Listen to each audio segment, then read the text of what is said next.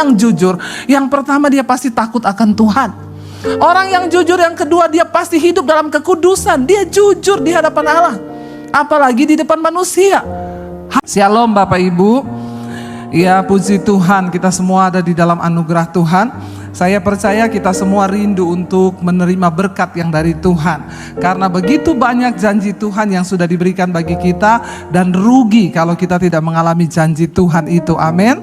Nah, tema firman Tuhan hari ini masih di dalam bulan ini, ya, bagaimana kita ini hidup memiliki karakter Kristus. Dan hari ini tentang menjadi orang yang jujur, ya. Jujur ini kelihatannya mudah tapi susah, ya, karena tolak ukurnya jujur itu siapa yang tahu? Kita dengan Tuhan, hati kita dengan Tuhan. Orang boleh melihat kita semua baik, kita jujur, tetapi yang tahu sebenarnya adalah kita dan Tuhan. Nah, saudara, mari kita lihat bersama Amsal pasal yang ke-11 ayat yang ke-11. Apa kata firman Tuhan kalau kita ini menjadi orang yang jujur, ya? Amsal 11 ayat yang ke-11, baca sama-sama 1, 2, 3. Berkat orang jujur memperkembangkan kota, tetapi mulut orang fasik meruntuhkannya. Katakan amin. Ya, kita perlu berdoa juga buat bangsa ini, saudara, supaya kepemerintahan di bangsa ini berdiri orang-orang jujur. Kenapa? Karena berkat orang jujur itu memperkembangkan kota. Bagaimana hidup kita bisa berdampak bagi kota waktu kita ini menjadi orang yang jujur, ya. Jadi dikatakan tuh berkat orang jujur. Berarti sebagai orang jujur itu ada berkatnya loh. Katakan amin. Ya, berkat orang jujur itu memperkembangkan kota, tetapi ya kelakuan orang fasik, mulut orang fasik itu meruntuhkannya. Makanya saya tidak pernah berhenti berdoa, Tuhan berkati bangsa Indonesia, murnikan bangsa ini, lembaga-lembaga negara, mulai dari Bapak Presiden, bahkan TNI, Polri, biar semua dimurnikan, saudara. Kenapa? Karena kalau ada orang jujur di dalam kepemerintahan di bangsa kita, maka akan berkembang bangsa ini, akan berkembang kota, ya.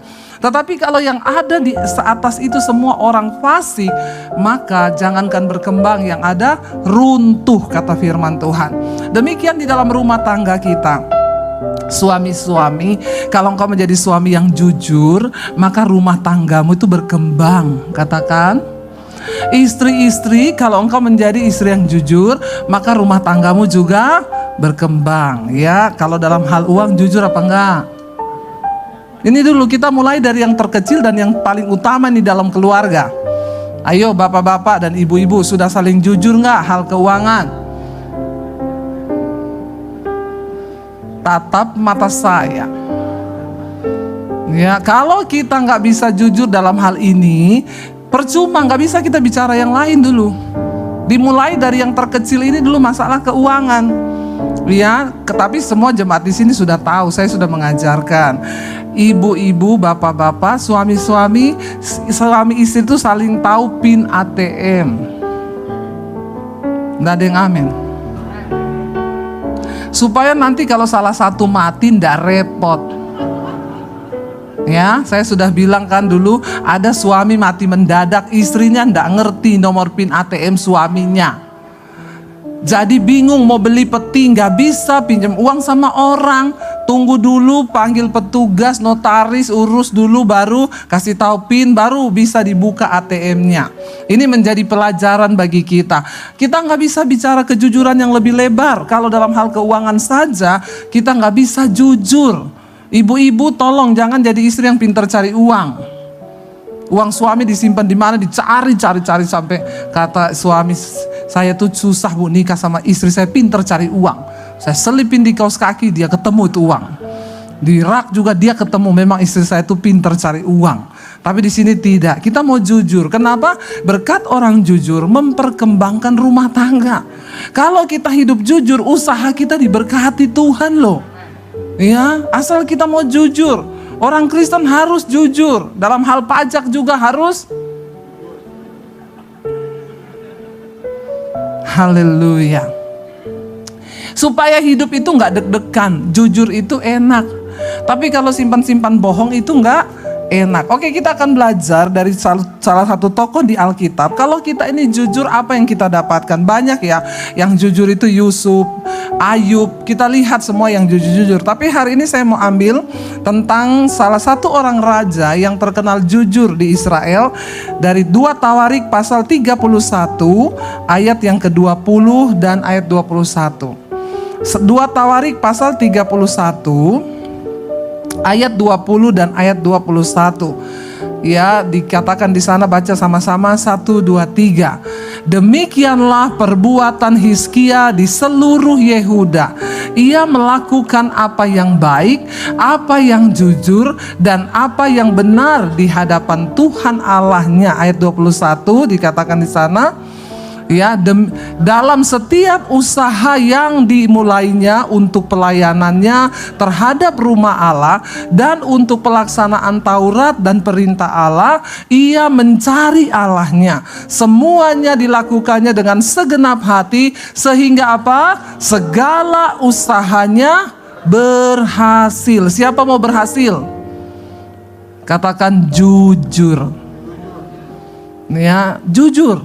Alkitab berkata Hizkia seorang raja yang melakukan segala sesuatu itu dengan baik, dengan kejujuran. Bahkan setiap kali dia melakukan apapun, dikatakan di sana, dia meminta petunjuk Allah. Dan karena itu Tuhan membuat semua yang dilakukan, segala usahanya itu berhasil. Saudara, kita tahu bersama Hizkia ini padahal memiliki seorang ayah, yaitu raja yang terburuk sepanjang sejarah Israel, papahnya. Ya, jadi belum tentu memang ya papahnya itu baik terus anaknya baik. Belum tentu papahnya jahat terus anaknya jahat. Ya, ini tergantung semua. Jangan kita, wah itu memang bapaknya gitu mesti anaknya gitu. Nggak harus. Atau memang anaknya gitu mesti bapaknya gitu. Nggak. Ini Alkitab berkata Hizkia itu ayahnya adalah Raja Ahaz. Itu raja terburuk di sepanjang sejarah Raja Israel, saudara. Nah, ketika Hizkia ini menggantikan ayahnya waktu ayahnya mati, dikatakan di sana, ya Hizkia itu memperbaharui semua. Dia tatanan di dalam ibadah Israel, dia memperbaiki untuk ya tatanan dalam kaum Lewi, keimaman.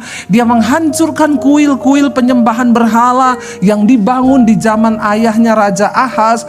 Dia kemudian ya memulai kembali pemerintahannya dengan sungguh-sungguh pemerintahan yang jujur dan takut akan Tuhan. Dan Tuhan membuat pemerintahan Hizkia itu berhasil. Ya, kita tahu kalau saudara yang pernah ke Israel, ya ada terowongan yang dibangun di bawah kota Daud, itu Hizkia Tunnel. Itu dibangun oleh Raja Hizkia, saudara. Ya, ketika Yerusalem akan diserbu, dia membuat satu terowongan air yang tembusannya sampai ke Siloam. Kalau mau pergi ke situ nanti ikut saya ke Israel. Ya, kemarin kita sempat ke sana, yang ikut saya kita turun sampai di terowongan yang dibangun oleh Raja Hizkia. Dia membangun terowongan itu, saudara, ya kita jalan tuh hampir 45 menit dengan air selutut, turun berapa kilo di bawah kota Daud. Itu salah satu keberhasilan Raja Hizkia di zaman itu loh. Dia membuat terowongan di gunung batu. Di tengah-tengah batu dia bikin terowongan supaya ada air mengalir ya ke Yerusalem. Dan Yerusalem tidak mengalami kekeringan. Kenapa dia membangun sebuah, mungkin kalau sekarang kontraktor sekarang juga belum tentu berhasil loh.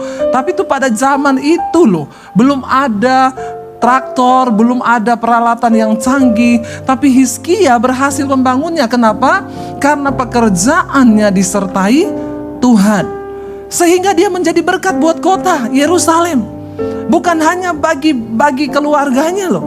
Hizkia menjadi berkat, dan benar tadi Alkitab berkata, berkat orang jujur itu memperkembangkan kota. Lewat apa yang dibangun Hizkia, Yerusalem bisa menikmati air. Zaman itu kenapa terjadi perang? Bahkan sampai hari ini di negara-negara gurun pasir itu terjadi perang. Yang diperebutkan cuma zat cair, air dan minyak. Itu aja, saudara. Air itu sulit di sana, sehingga ya pada zaman itu membuat sebuah terowongan dan Tuhan bikin ada airnya. Itu luar biasa kalau kita lihat. Tapi kenapa kita tahu sekarang dikatakan di sana dalam setiap usaha yang dimulainya untuk pelayanannya terhadap rumah Allah, terhadap pelaksanaan Taurat dan perintah Allah, ia mencari Tuhan.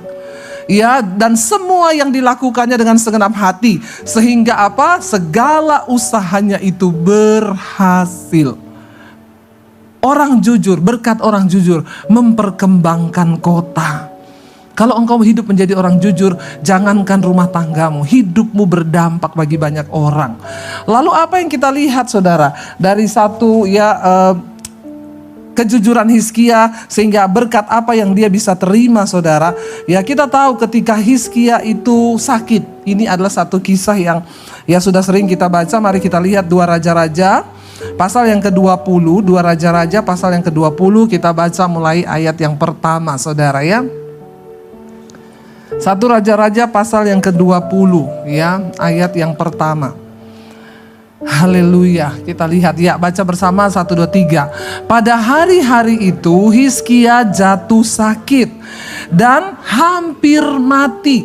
Ya saudara, ya orang jatuh sakit hampir mati itu rasanya gimana?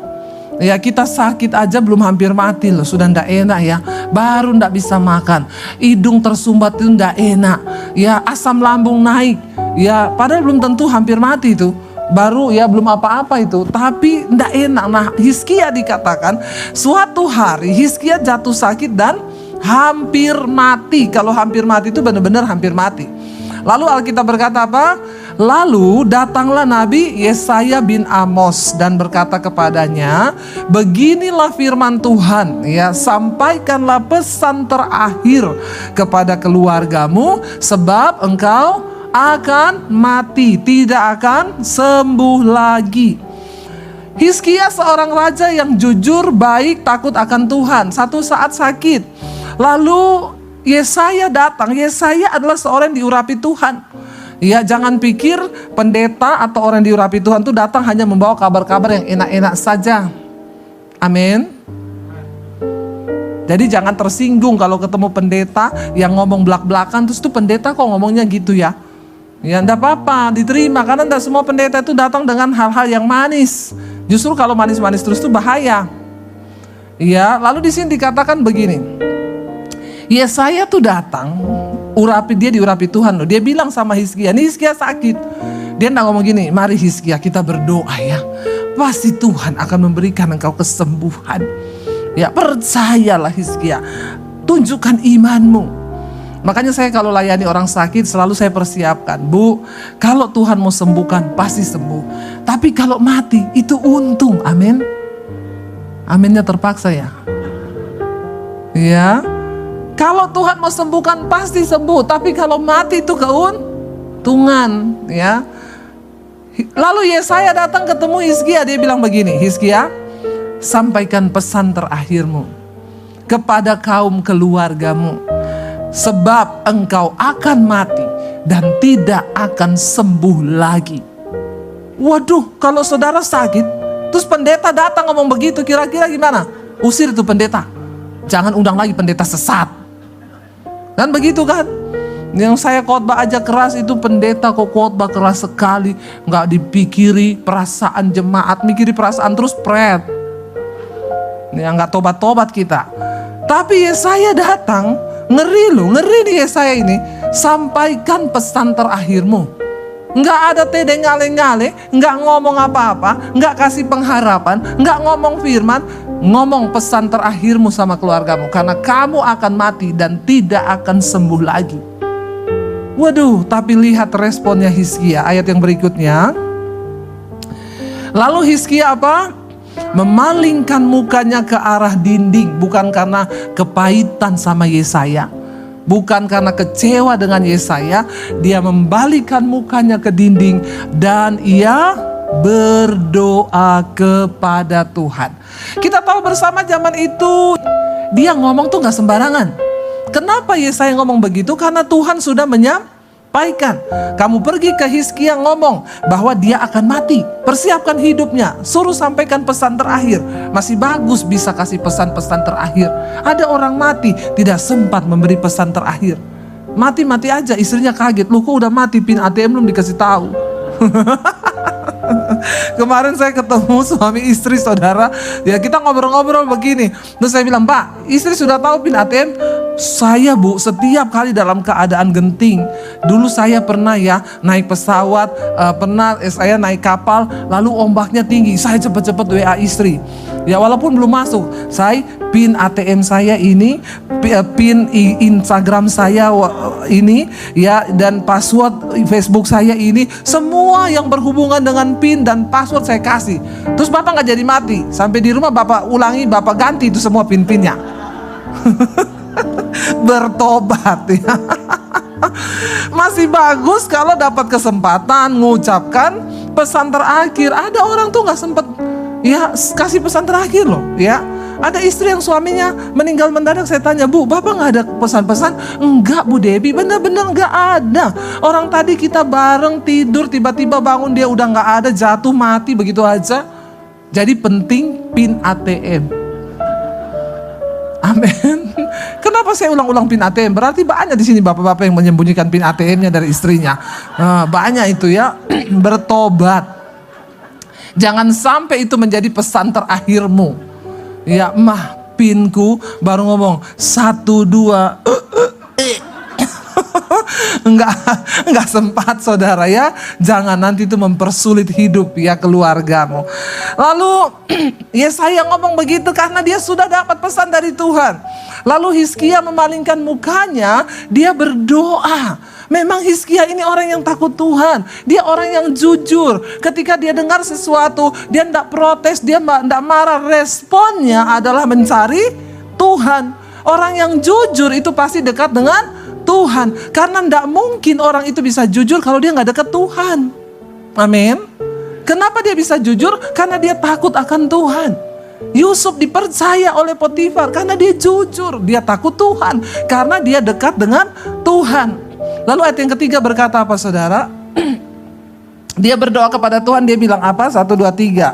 Ah Tuhan, ingatlah kiranya bahwa aku telah hidup di hadapan-Mu dengan setia dan dengan tulus hati, itu sama dengan jujur, dan bahwa aku telah melakukan apa yang baik di mata-Mu. Kemudian menangislah Hizkia dengan sangat. Dia ingatkan Tuhan. Saudara, kalau kita mau umur panjang, kasih alasan dong buat Tuhan itu memperhitungkan apa yang bisa Tuhan perhitungkan dari hidup kita untuk dia bisa kasih kita dispensasi umur panjang.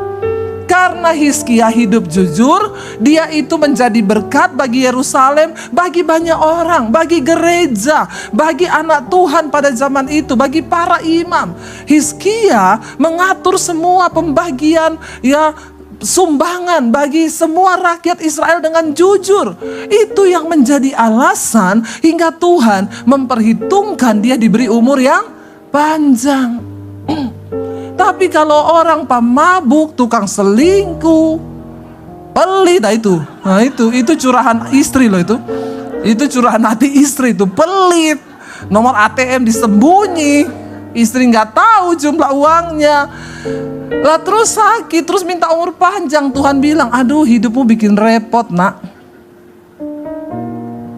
Biar Tuhan menemukan sesuatu di hidup kita ini yang akan menjadi alasan Tuhan memberi kesempatan kita hidup lebih lama. Salah satunya adalah menjadi orang yang jujur, tulus hati. Itu kejujuran. Ya, makanya Hizkia bilang, Tuhan, ya ingatlah. Kalau nggak ada yang bisa diingat apa? Tuhan ingatlah, aku ini tukang selingkuh Tuhan. Aku tiap hari selingkuh Tuhan. Ingat Tuhan, aku ini pelit Tuhan. Tuhan bilang mati aja kau. Ya, istrimu juga sudah tidak membutuhkan kau. Jadi mari kita hidup berdampak. Salah satunya dengan kejujuran. Sehingga Hizkia berdoa, dia ingatkan Tuhan akan alasan agar Tuhan bisa memperpanjang umurnya. Dia bilang, ingatlah Tuhan. Ingatlah, aku ini hidup di hadapan-Mu dengan setia. Aku hidup dengan tulus hati, dengan jujur. Dan bahwa aku ini telah melakukan apa yang baik di mata-Mu. Kemudian dia menangis dengan sangat terseduh-seduh. Lalu ayat yang berikutnya, ayat 4 berkata apa saudara? Tetapi ayat yang keempat, tetapi Yesaya belum lagi keluar dari pelataran tengah dari kamarnya Hizkia, tiba-tiba datanglah firman Tuhan kepadanya. Ayat yang kelima. Jadi Yesaya belum pergi, saudara. Apa yang Tuhan sampaikan? Baiklah dan katakanlah, ya, Tuhan berkata kepada Yesaya, baliklah. Jadi Yesaya ini sudah mau pulang, ya, baru sampai di pelataran di ruang tengah. Tuhan bilang, baliklah, balik kepada Hizkia dan katakanlah kepada Hizkia, raja umatku, beginilah firman Tuhan Allah Daud bapa leluhurmu, telah dikatakan apa? Ku dengar doamu dan telah kulihat air matamu. Sesungguhnya aku akan menyembuhkan engkau pada hari yang ketiga. Engkau akan pergi ke rumah Tuhan. Aku akan memperpanjang hidupmu berapa? 15 tahun lagi. Dan aku akan melepaskan engkau dan kota ini dari tangan Raja Asyur. Aku akan memagari kota ini oleh karena aku dan oleh karena Daud hambaku. Saudara, kita lihat, akhirnya Tuhan memberi perpanjangan umur kepada Hizkia. Berapa lama? 15 tahun. Saudara, kira-kira diperpanjang 15 tahun itu lama enggak? Lama loh, puji Tuhan ya saudara ya. 15 tahun diperpanjang umur kita. Dan Hizkia mendapatkan itu dari Tuhan. Kenapa? Karena dia hidup jujur di hadapan Tuhan. Ya, dan akhirnya Tuhan berfirman lewat Yesaya, sampaikan, bahkan dapat bonus. Tuhan bilang, bukan hanya aku memberikan engkau umur panjang, tapi aku akan memagari kotamu dan akan melindungi engkau dari Raja Asyur. Dan kita tahu bersama saudara, ya, Hizkia itu akhirnya melihat pembelaan Tuhan. Ketika beberapa tahun kemudian orang-orang Asyur itu kembali dan mereka mengejek-ngejek nama Allah Israel, barisan bangsa Israel yang hidup, Tuhan yang hidup. Mereka mengejek dan mengancam Yerusalem. Dan Raja Hizkia, dia pergi ke bait Allah untuk apa? Berdoa. Orang yang jujur, doanya didengar Tuhan. Waktu Asyur datang untuk mengepung Yerusalem, ya, Raja Hizkia datang ke bait Allah, dia berdoa dan dia minta Tuhan, genapi janjimu, bebaskan bangsa kami. Dan akhirnya Nabi Yesaya datang dan berkata saudara kepada dia, ini saya berkata, ya, Allah telah mendengar doamu. Dan pada malam yang sama ketika Hizkia berdoa, malaikat Tuhan membunuh 185.000 prajurit di kem Asyur. 185.000 prajurit mati. Siapa yang bunuh? Malaikat. Wow gak? Wow loh, saya sampai berkeringat loh. Wow banget. Wow, dahsyat gak saudara? Malam yang sama, waktu Hizkia berdoa, Tuhan mendengar doa seorang yang jujur. Tuhan mendengar teriakan orang yang jujur. Dan apa yang terjadi? 185.000 prajurit Asyur mati, tewas di kem mereka sendiri. Belum berperang, Tuhan bunuh habis. Nggak tahu cara matinya bagaimana, tapi malaikat membunuh. Tiba-tiba mati saudara.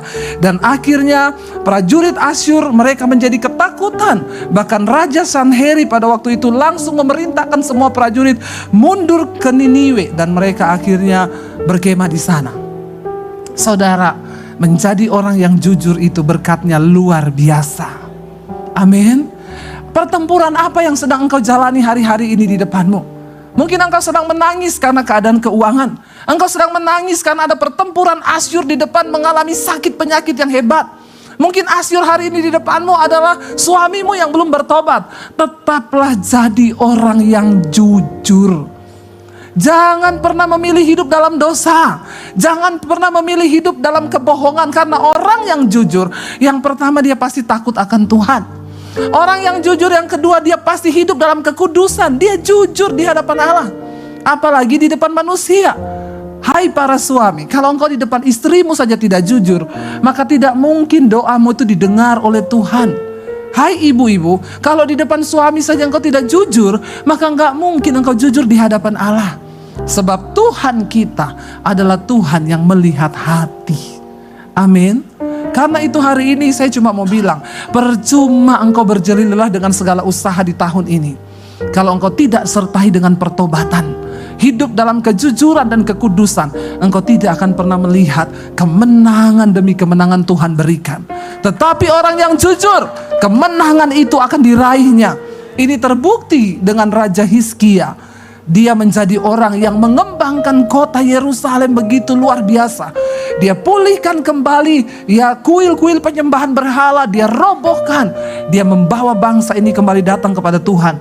Dan Yerusalem diberkati Tuhan. Bahkan saat itu dipagari oleh Allah. Kenapa? Karena ada seorang raja yang jujur dan hidup takut akan Tuhan. Saya percaya jadilah orang-orang yang diperhitungkan Tuhan di tengah rumah tanggamu. Mungkin engkau berkata, saya punya orang tua belum bertobat Bu Debbie. Tidak apa-apa. Jadilah engkau menjadi orang yang jujur dalam keluarga, sehingga engkau menjadi orang yang diperhitungkan Tuhan bagi keluargamu. Mungkin engkau berkata, anakku belum bertobat Bu.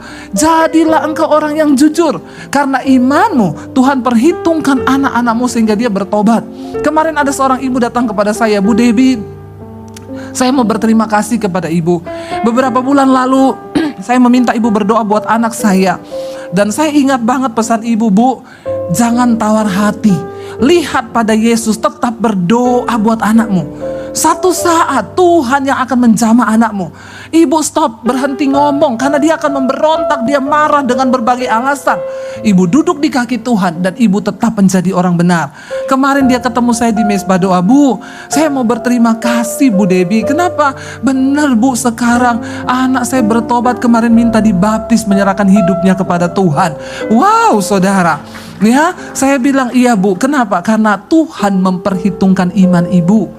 Ibu yang berdiri menjadi orang yang diperhitungkan Tuhan bagi anak-anakmu sehingga mereka bisa bertobat. Saudara, berkat orang jujur memperkembangkan kota. Berkat orang jujur memperkembangkan rumah tangga. Kalau engkau hidup jujur, bisnismu itu berkembang. Semua yang engkau lakukan berkembang. Saya melihat apa yang Tuhan buat dalam hidupku itu luar biasa. Bagaimana berkat-berkat Tuhan itu mengalir semua. Apa yang saya buat rasanya nggak ada pergumulan saudara. Bangun sekolah misi sekarang sudah berjalan ya, dan terus berjalan. Tidak ada kekurangan dana, bahkan sudah dicukupi semuanya sampai penuh melimpah-limpah.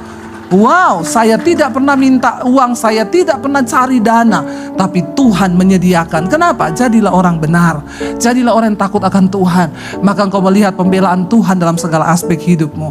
Mari kita tundukkan kepala dalam hadirat Tuhan. Kami tahu hidup itu lebih penting.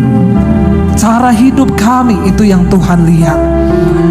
Ketika Tuhan sudah memberi janji-janji berkat, maka ada bagian kami untuk boleh meraih janji itu. Salah satunya dengan kami hidup jujur di hadapan Tuhan, hidup takut akan Tuhan, hidup sungguh-sungguh memberi yang terbaik dari hidup kami.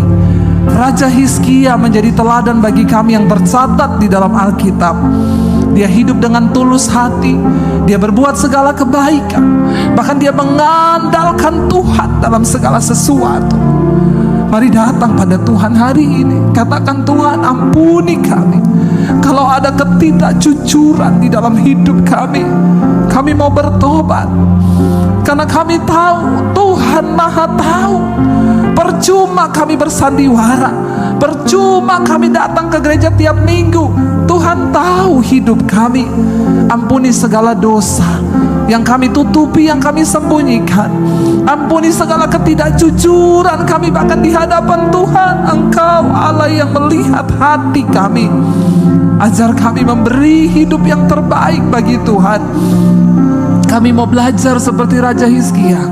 Dia bahkan melipatkan Tuhan dalam segala sesuatu, sehingga ketika dia dipercayakan menjadi raja atas Yerusalem, dia sungguh-sungguh membawa Yerusalem berkembang dan diberkati Tuhan. Kalau kami sebagai suami menjadi orang yang jujur di tengah rumah tangga kami, sebagai istri, kami tahu Tuhan pun akan membawa rumah tangga kami berkembang. pekerjaan, usaha, bisnis, bahkan semua yang kami kerjakan dengan tangan kami. Firman Tuhan menjamin berkat orang jujur itu akan membuat segala sesuatu yang dikerjakannya menjadi berkembang, berkembang, dan berkembang. Kami mau Tuhan, kami mau menggenapi semua itu dalam hidup kami, dengan kami memberi persembahan hidup yang terbaik bagi Tuhan, dalam pertobatan yang sungguh-sungguh di hadapan Tuhan.